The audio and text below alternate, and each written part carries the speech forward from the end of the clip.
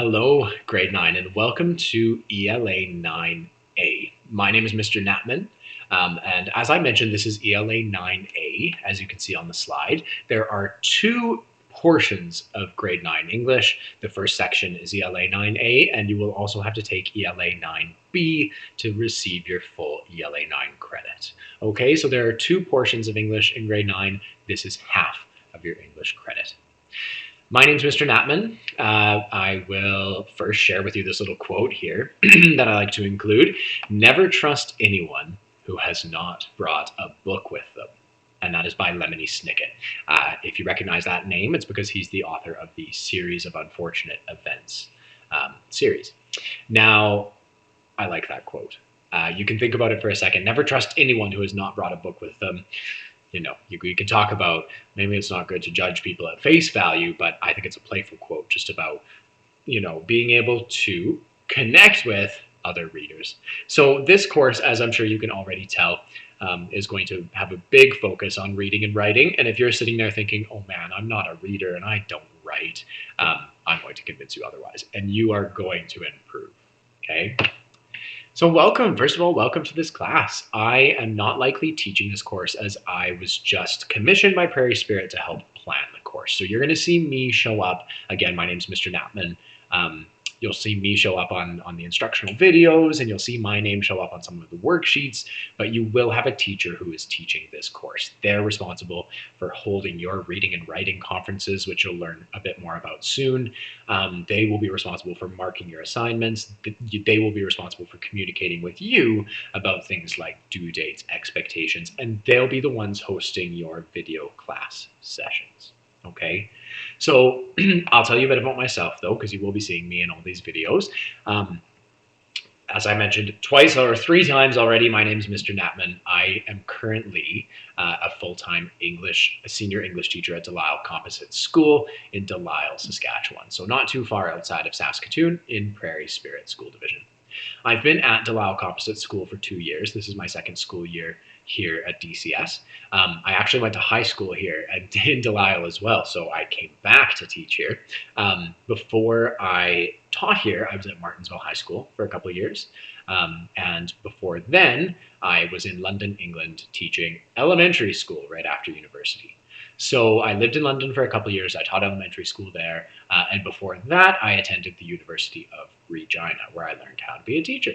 So that is a bit about me. Again, I'm from the prairies. I'm a farm kid from just outside of Delisle. I mean, I'm not a kid anymore.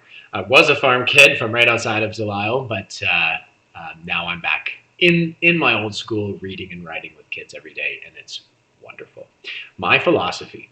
I think you got a little bit of my philosophy out of the quote on the previous page, but I fully believe in reading and writing. It's been my life. I've been an avid reader since I was very young. I've been a more timid writer, and we'll get more into that later, but I'm just starting to push myself as a writer to have some more confidence and to know that I have a story to tell, like each of you do as well.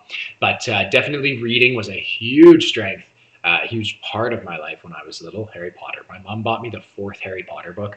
At first, she didn't understand it was a series, and she had just heard about it on like Oprah or something. So she bought me the 4th Harry Potter book when I was in grade 4. There were no movies at that time for Harry Potter. We had movies, just not Harry Potter. And I consumed that book and then read the entire series. And as they were being released, I read the remainder of the series. So reading has always been a big part of my life, but I always found as soon as a teacher handed me a book that I wasn't interested in, my love for reading stopped, and I stopped reading for pleasure. As an adult, I rediscovered that the more options I give my students as far as their reading material and their writing opportunities, as far as giving you choices for choosing your own material to read and giving you, some freedom in your writing tasks, I have found even more so for myself that I've grown so much as a reader and writer now that I'm allowing myself to read things I'm actually interested in. So you guys are going to have the same experience in this class. We are going to give you time every time you work on English to read a book of your choosing. Okay? All I ask in your teacher is that you think about it and you talk to us about it a little bit. Same with your writing, and we'll get into that. We'll get into that in the next couple little modules here, okay? But you're going to have a chance to read and write with some choice. That is what my philosophy is tied to, is giving you, my students, and our students, choice. I think you are more likely to consume a book that you have chosen because it's about hunting, or it's about welding, or it's about being a ballerina. I don't know, because only you can tell me what you're interested in. Okay, so that's a little bit about myself. I believe in giving you as much choice as I can, while we do still have to do some tasks together. There are still going to be readings, short stories that we have to read together and analyze, and there will be writing tasks where you have to write something that I ask you to write. But you will have a chance every day to practice with your own reading and your own writing. One last thing here before I wrap it up for today. So this e-classroom is this e-classroom is a safe place for everyone. So I know this is something we address in our high schools quite a bit. I feel like it needs to be placed here, and that sentiment is that I need everyone to feel safe in this room. So if you are contributing to a negative atmosphere, obviously we expect joking. You guys are teenagers. You can joke around. We can have some fun, but we cannot cross the line of making someone feel unsafe or unwelcome. That won't be tolerated. And your teacher will work to resolve any issues like that. But we can avoid that just by thinking before we act, and we're going to make the classroom a safe place, because I want it to be a place to read and write and create. We cannot sit and read quietly and write with our whole heart, and we can't be creative beings if we're fearful or if we're unsafe. Okay, so we need everyone to feel safe so that they can grow. This e-classroom is a place to take risks and try new things. I champion and reward taking risks and trying new things so much. If you feel uncomfortable, you're growing. That's what I believe. So take risks, go out there and write a love poem if it's something you normally wouldn't do, just to put yourself out there. All right, and you'll be rewarded marks-wise. Don't play it safe. And finally, this e-classroom is a place for honesty, integrity, and productivity. So be honest. If you've fallen behind, if you just didn't do the assignment, be honest with your teacher. We know, we can tell when you're being upfront with us. Okay, be honest, because that will get you much further. Integrity. Being integral, in my words, means acting like there are always people you really respect watching over your shoulder. Okay, so that you can go home at the end of the day and know that you conducted yourself in a way that's true to yourself. So try for that. You'll feel better in the end. And finally, productivity. We are going to create. Okay, and you'll be rewarded for creating. I previewed this slide before, but now we're actually on it. Our daily practices. So by daily practices, I'm talking about each time you work on ELA. Depending on how your instructor, your teacher, has set this course up, you may be working on ELA Monday to Friday, a little bit every day. Or you may only have 2 days a week where you work on English. So I'm going to ask, and your instructor is going to ask, that every time you work on ELA, you're going to complete each of the following things. So you are going to read. Okay, a lot of the time we're going to read short stories, poems, we're going to read a novel, we're going to read a play, Romeo and Juliet, but I'm getting ahead of myself. Romeo and Juliet is in 9B. So in 9B, you're going to read a play, but you will have to read some things that the teachers have decided you're going to read, but you are also going to be expected to read your own choice reading book or novel every day. So there'll be more to come about where you can find novels like that. But by the time we start into the real modules, the first module of writing to express and reflect, you need to be reading for, depending on how many days a week you're working on English, 10, 15, 20 minutes those days. Okay, you're going to read like a writer, and we will talk a bit more about that in the next module where we talk about daily reading. But we're going to start to deconstruct the writing that we see as we read it, and we're going to start to think more about how we can apply that as a writer, apply what we see, and make ourselves better writers. So we're going to read like a writer.